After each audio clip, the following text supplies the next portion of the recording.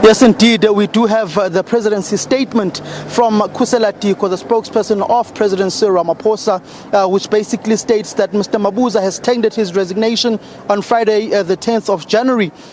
His resignation letter, Mr. Mabuza apologized for Eskom's inability to meet the commitment made to the President and Deputy President and relevant ministers at a meeting on the 11th of December 2019 in avoiding load shedding over this period. You remember that President Cyril Ramaphosa, when he came back and cut his trip short from Egypt, that there would be no load shedding in the country, when he made those startling revelations that there were acts of sabotage at Eskom earlier on here on the SABC. We did have ANC veteran and former minister in the era of former President Jacob Zuma, Tokyo Sekhwale, bemoaning at how this was managed by President Cyril Ramaphosa on the issues of Eskom. You heard the spokesperson of President Cyril Ramaphosa, Mrs. Khusela Tiko, coming on and speaking on these issues relating to the power utility.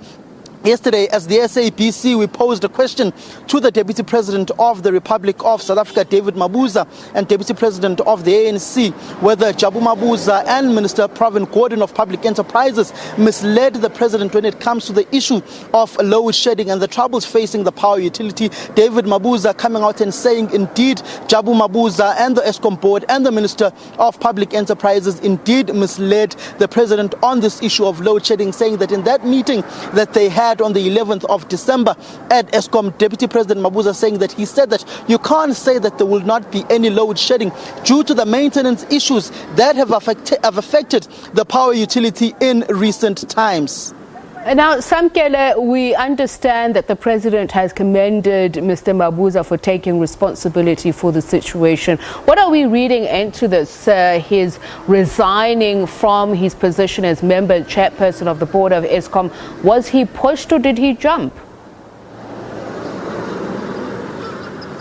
Well, one can't be drawn into the issues of speculation on whether he was pushed or he jumped. But if you look at the utterances of Jabu Mabuza, particularly in the last 4 months and the last 3 months leading up to the end of 2019, you'd remember that press briefing they had at Ora Tambo, where he failed to basically say that you mentioned the conveyor belt that had broken down in Medupi and said it's a rubber that twists, and he was mocked by people like Machela Koko, who is a former head of engineering at Eskom and a former acting CEO of the power utility. So Jabu Mabuza was somewhat feeling the pressure when it comes to energy generation. The President himself and the Deputy President and Minister Pravin Gordhan over the past 6 or 7 months have failed to answer the question on whether are they failing when it comes to the aspect of energy generation. That question was posed to President Cyril Ramaphosa on the 11th of December in that press briefing that was held at Eskom after he cut his trip short to Egypt. He couldn't answer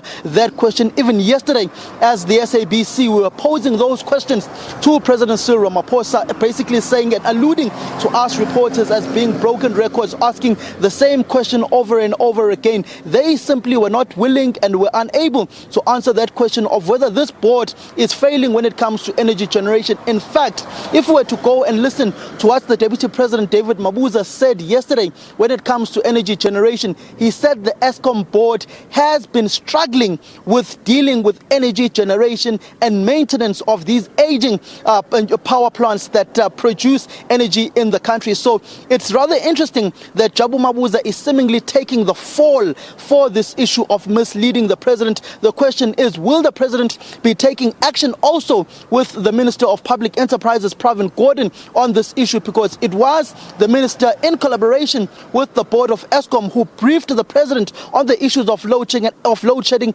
and the unprecedented stage 6 that the country went into when it comes to the issues of load shedding, which made the President cut his trip short into Egypt, which was a working trip.